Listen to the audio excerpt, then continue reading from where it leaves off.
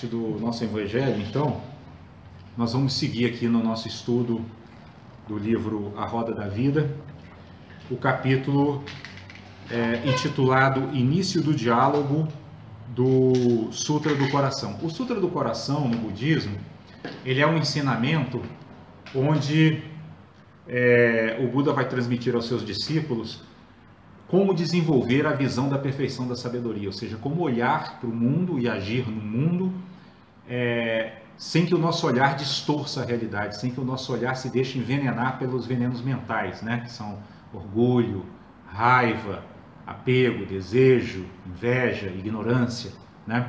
Então, esse ensinamento, ele é um ensinamento bastante profundo, mas ao mesmo tempo ele é bastante direto também. A gente vai perceber que, talvez do ponto de vista da compreensão, ele não ofereça tanta dificuldade, mas aí o grande desafio é justamente o exercício no cotidiano para descondicionar as nossas mentes, né? Que estão habituadas a uma visão que não é uma visão clara, não é uma visão lúcida da realidade, né? É sempre uma visão que está, de alguma forma, distorcida pelos nossos desejos, pelos nossos apegos, pela nossa visão de mundo, né? Então, o objetivo desse ensinamento, dentro do cânone budista, é esse, né? É de purificar a nossa visão. Ele corresponderia, grosso modo, à afirmação de Jesus: bem-aventurados os puros de coração, porque verão a Deus,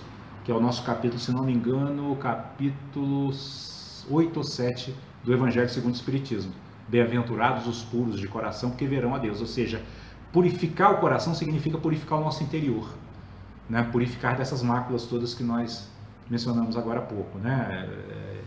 Inveja, orgulho, raiva, né? Aversão, apego, né? Porque tudo isso leva-nos a distorcer a realidade. Por quê? Porque quando a gente age com apego e aversão, por exemplo, a gente tende a querer manipular as coisas para que elas aconteçam de acordo com a nossa maneira de ver, com o nosso ponto de vista, né? E não, se a gente usasse uma linguagem cristã,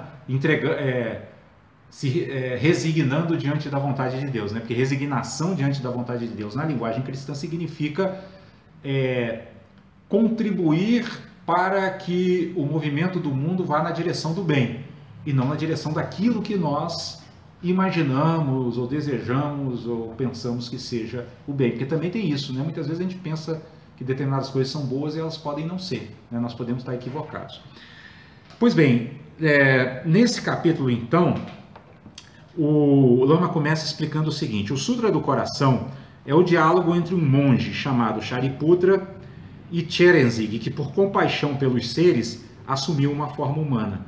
Movido pela presença do Buda Shakyamuni em meditação, Shariputra pergunta a Cherenzig: como homens e mulheres bons e piedosos que tenham desenvolvido qualidades elevadas podem praticar a perfeição da sabedoria? Então, olha só que interessante. É um diálogo entre esse monge, Shariputra, e esse ser chamado de Cherenzig, que já era um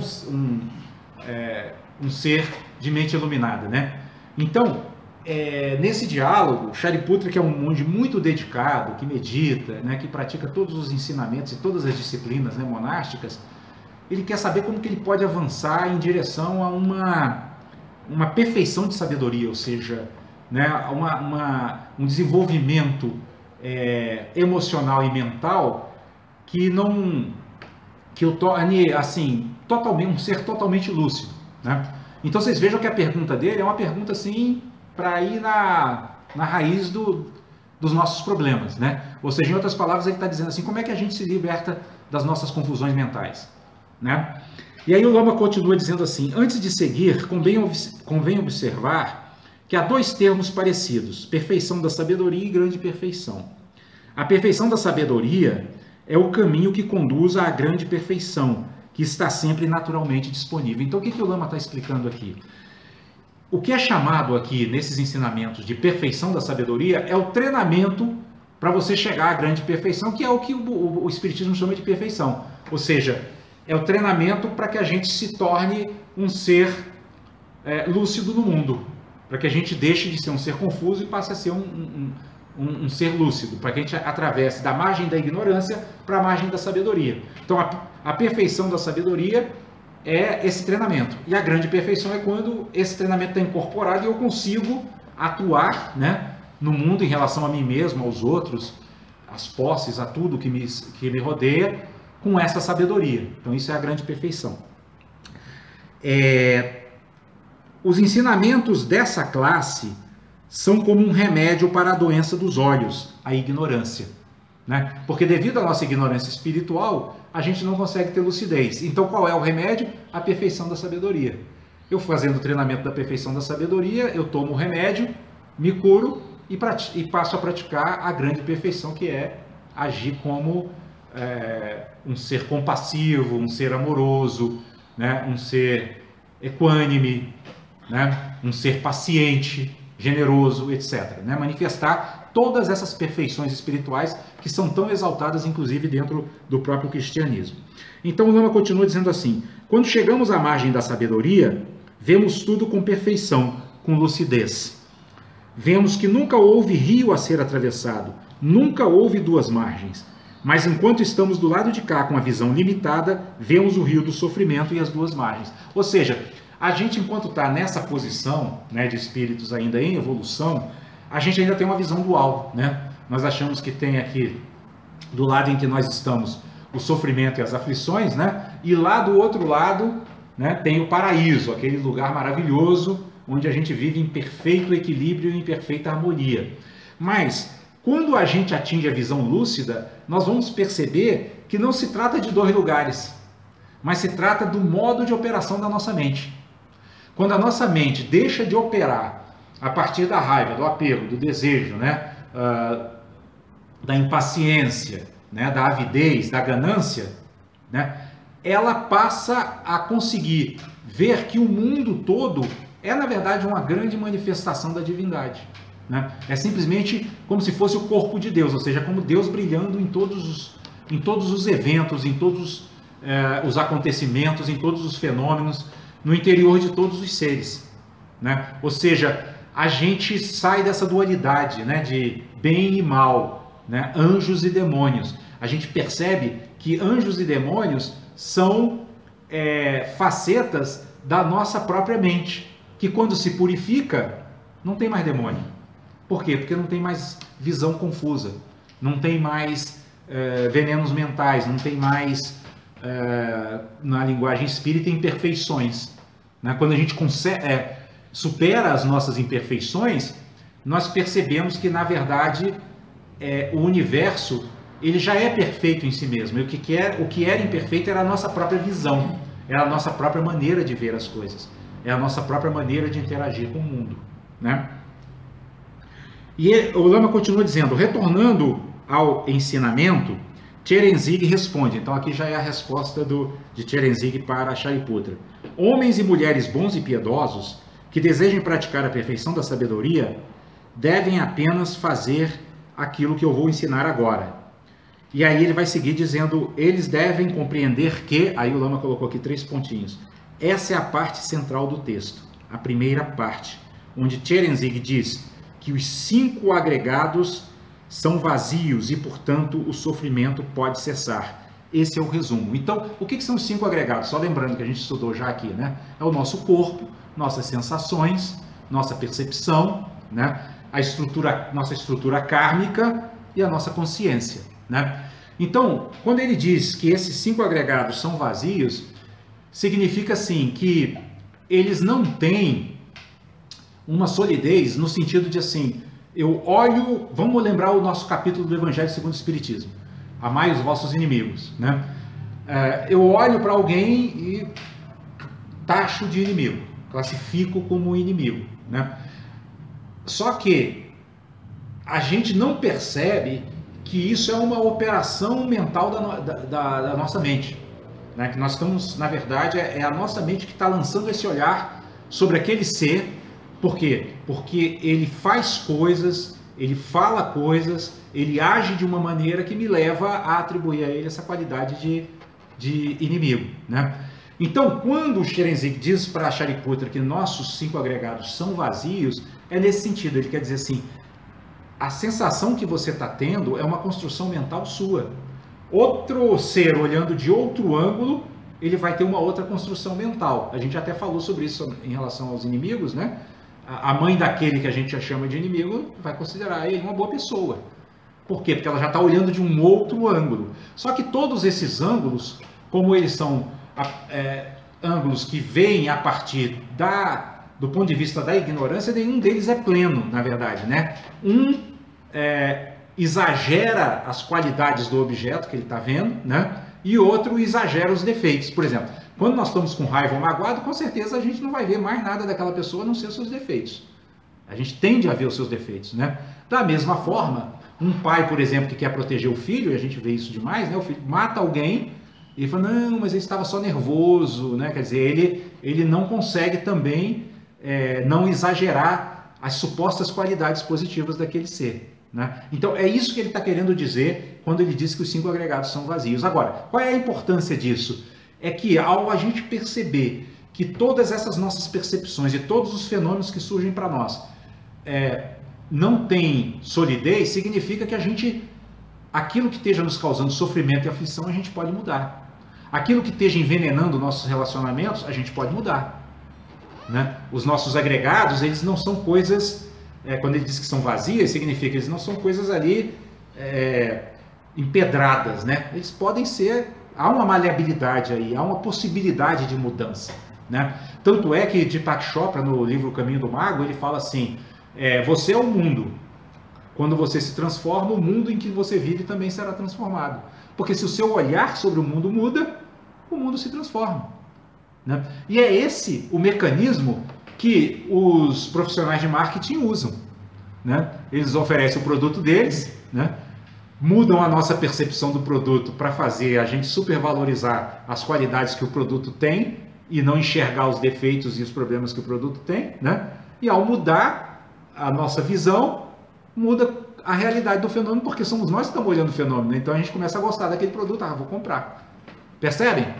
Então, quando a gente supera, inclusive, essa mente de ignorância, a gente deixa de ser vítima dessas manipulações. Né? Se nossa sociedade fosse lúcida, né, não haveria esse tipo de coisa, né? Porque, inclusive, os seres seriam honestos. Né? Eles diriam assim, olha, esse carro é maravilhoso, ele tem isso, mas você vai ter que pagar IPVA, você vai ter que pagar IPTU, tem o seguro, entendeu? Ou seja, passaria uma visão real. Real significa o quê? Não existe nenhum fenômeno nesse nosso mundo material que não tenha dois lados, um lado luminoso e outro lado sombrio. Então não tem nada que seja totalmente ruim e nada que seja totalmente bom. Né? E o que é a perfeição? O treinamento da perfeição da sabedoria nos ajuda a olhar o mundo de uma maneira completa. Lúcida significa isso, ver todos os lados. Se a gente usar aqui a linguagem chinesa, ver o yin e o yang. Né? Ver a luz e a sombra. E não achar que é só luz, nem achar que é só sombra. Porque nós oscilamos muito entre os extremos. Né? E é por isso que os ensinamentos espirituais são chamados o caminho do meio. O caminho do equilíbrio. Né? Aquele caminho que nem demoniza, nem angeliza. Né? Nem anjo, nem demônio. Seres humanos, seres, né? Não são nem só humanos, são seres, né? Que estão no planeta e que têm os dois lados. Certo? Assim como uma montanha, né? Tem um lado que bate o sol, tem um lado que não bate o sol. Podemos olhar isso como palavras... antes disso ele diz assim, ele agora vai explicar a afirmação em detalhes. Forma é vazio, vazio é forma. Forma nada mais é do que vazio, vazio nada mais é do que forma. Isso aqui é talvez o ensinamento mais profundo dentro do budismo. Né? Quando ele diz que forma é vazio, ele está explicando o seguinte, que nós não nos relacionamos com os objetos. Já falei até isso aqui. Né? A gente, quando contempla alguma coisa, a gente se relaciona, na verdade, com a forma que a nossa mente dá àquele objeto. Aí nós estamos falando de objeto, pode ser qualquer coisa. Pode ser humano, pode ser um celular, uma mesa, pode ser uma pedra, pode ser qualquer coisa. Né? Por exemplo, o próprio vamos ver se a gente pega aqui um exemplo, o nosso corpo mesmo, pronto, que é uma relação conosco mesmo, né?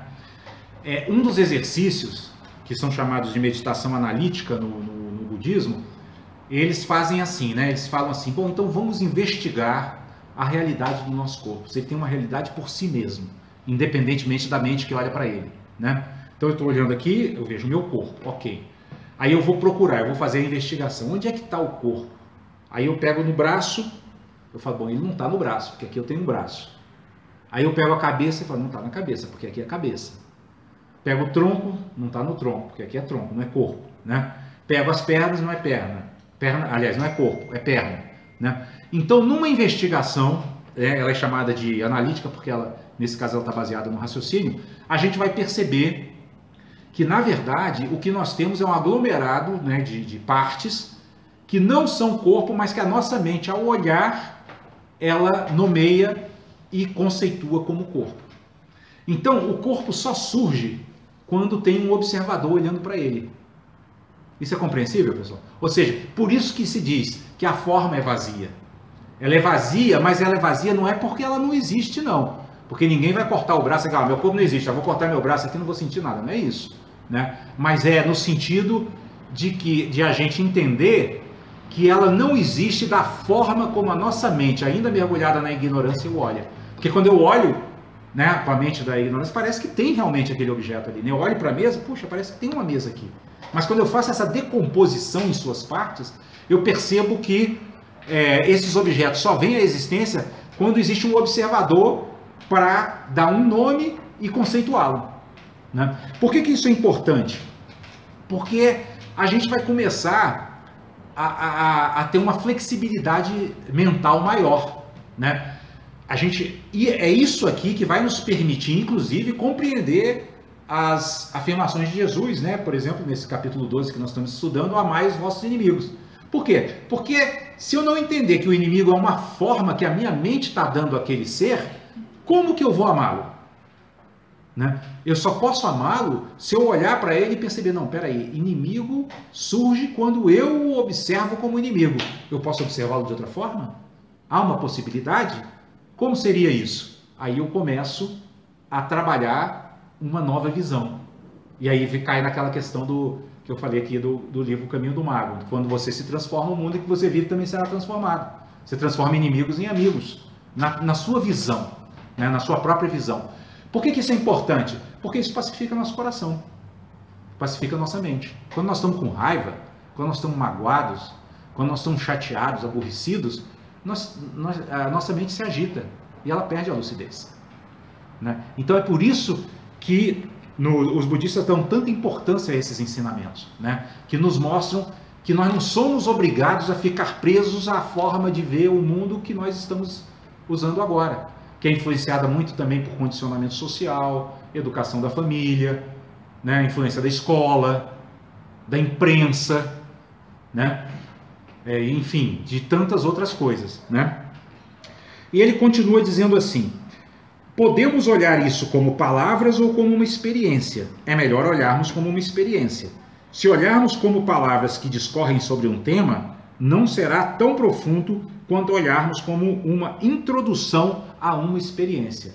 Então, ouvir essa frase, forma é vazio, vazio é forma, se a gente ficar só nas palavras, né, isso não vai ter efeito nenhum na nossa vida, né? E então ele diz, é melhor olhar para isso como uma experiência. Uma experiência significa experimentar isso, né? Eu tenho procurado fazer esse exercício assim, sempre que a minha mente está um pouquinho mais vigilante, né? Ouvindo alguma coisa no rádio, na televisão ou na rua, né? E naquele momento que a gente está mais vigilante, a gente consegue falar, não, peraí, isso é uma forma, isso não é uma realidade, sou eu que estou olhando assim, né? É tão interessante isso, porque na mesma hora em que a gente tem essa percepção, há uma transformação interior, brota uma serenidade. Porque quando a gente olha dessa forma, nós não estamos mais olhando com a nossa mente comum, nós estamos olhando com a nossa mente mais profunda, né? Que os budistas chamam de plano secreto, né? Secreto não porque ele seja escondido ou qualquer coisa desse tipo, mas porque ele é inacessível ao pensamento e à palavra, né? Não tem como descrevê-lo, mas tem como conectá-lo dessa forma. Praticando a perfeição da sabedoria, eu conecto. Por quê? Porque se eu pratico a perfeição da sabedoria, meu ego naquele momento ele não está atuando, porque ele não tem como atuar nesse plano. O ego, ele atua sempre para manipular de acordo com o seu ponto de vista, de acordo com a sua maneira de agir, de acordo com os seus interesses, né? No momento em que eu olho e falo assim, não, peraí, isso é uma forma, eu posso olhar de outra forma. Isso é uma outra mente que está sendo acionada, que está sendo acessada, né? Ou seja, e ela está sempre incessantemente disponível para nós. Então, a riqueza desse ensinamento é porque ele justamente é essa prática, né? Ele nos convida a esse exercício. Agora, é como eu estou falando, as nossas mentes estão condicionadas. Então nós vamos fazer isso um momento aqui, depois 10 vezes nós vamos fazer do jeito que nós estamos habituados a fazer. Mas quanto mais a gente for ampliando, né, os momentos e a frequência em que a gente consegue ter uma visão mais ampla da realidade, mais a nossa mente também vai, com mais frequência, ter um olhar mais sábio em relação a tudo aquilo que acontece. Percebe? Então esse é o exercício, né? Esse é o trabalho, né? Esse é um trabalho que desarraiga condicionamentos e desarraiga hábitos, né? Hábitos que são nocivos à nossa, ao nosso progresso espiritual e até à nossa tranquilidade mesmo, ao nosso equilíbrio mesmo, emocional, né? Mental, etc. Então, lembrar disso, né, pessoal? Vamos interpretar isso como uma introdução a uma experiência. Então aqui não significa, eu aprendi, forma é vazio, vazio é forma. Pronto, tá tudo certo, vamos passar para o próximo. Não, nós estamos sendo introduzidos a uma experiência, nós temos que experimentar isso, saborear isso, né? Ver como é que isso funciona. Porque quando a gente vê, a gente também se alegra, porque a gente sente o bem-estar, né? E todos nós estamos em busca, todos os seres, né, estão em busca da felicidade e evitando o sofrimento. E quando a gente começa a descobrir que tem um canal ali totalmente disponível, né, em qualquer momento, que me traz equilíbrio, felicidade, diminuição do sofrimento, é óbvio que eu vou cada vez mais intensificar a minha prática daquilo, na medida em que eu conseguir perceber pela experiência que aquilo funciona, né? E ele segue dizendo, temos que olhar nossas experiências diárias a partir dessa perspectiva. Quanto tempo conseguimos sustentar o olhar que compreende que forma é vazio? Então nós vamos começar a avaliar nas nossas vidas. E quanto tempo que a gente consegue? Né? Quanto tempo que a gente fica preso achando que aquilo é uma realidade mesmo? Porque aí é prisão. Quando eu acho que aquilo é real, não, fulano é chato mesmo. Não, eu estou dando essa forma de chato a ele. Então quanto tempo eu consigo sustentar isso? Né? Porque tem isso também. A gente aprende o ensinamento, pratica, se empolga com ele, mas em determinados momentos nós não vamos conseguir sustentar. Não temos força ainda, mas a gente vai treinando. Né? Igual no exercício físico. Né? Eu estou aqui levantando 5 quilos, aí vou ali, tenho que levantar, opa, já dá 6, aí 7 eu já não aguento, não deu certo. Volto para o 6, treino mais um pouquinho e volto. Entenderam? Então é isso que está sendo proposto aqui como experiência. Por menor que seja tal instante, ou seja, esse instante de lucidez, por menor que ele seja, quando começamos a praticar essa visão, somos introduzidos ao elemento que diferencia um conhecimento teórico daquilo que chamamos de prática da perfeição da sabedoria. É esse o obstáculo que nós temos que transpor, do conhecimento teórico para a prática efetiva da perfeição da sabedoria, que vocês viram que é uma prática simples, ela não tem grande complexidade, né? Mas ela é muito desafiadora ao mesmo tempo. Então, no instante em que o ensinamento penetra em nossa experiência de mundo, começamos a transformar nossa compreensão da realidade, a desfazer a solidez das formas. Essa é a alquimia que transforma uma descrição em uma prática. Né? Então, esse é o desafio nosso, transformar essa descrição numa prática efetiva, né? Num treinamento. O ensinamento formal torna-se um roteiro vivo de meditação, pois dali em diante se realiza no âmbito da ação. Então aqui é uma proposta muito interessante, porque ele propõe que a própria meditação, que nada mais é do que a auto-observação da mente, se dê no próprio âmbito da ação. Eu estou agindo no mundo e se eu consigo, né, nesse momento, olhar e falar, opa, não, aquilo ali não existe de verdade, eu é que estou dando essa forma, isso é meditação. Porque eu abdiquei de buscar a solução no mundo externo e estou olhando para o meu mundo interno. Isso é meditação, porque é introspecção. Né? E isso nada mais é do que o orar e vigiar que Jesus fala. Eu estou vigiando aqui, eu estou vigilante, eu não estou me deixando seduzir pela ilusão de que existe um mundo lá fora, independentemente da minha visão. Esse mundo é construído da interação da minha visão de observador com os elementos externos, com os objetos externos. Certo? E ele diz assim: para realizar a transformação, podemos seguir o método de pensar, contemplar e repousar, parte a parte, ao longo do texto todo, sustentando a experiência de lucidez da perfeição da sabedoria. Começamos com a contemplação da vacuidade luminosa e coemergente das formas. Então, o que ele está propondo aqui? Esse método é muito interessante, pessoal. Pensar, contemplar e repousar. O que quer dizer isso? Por exemplo, aqui nós estamos na fase do pensar, né?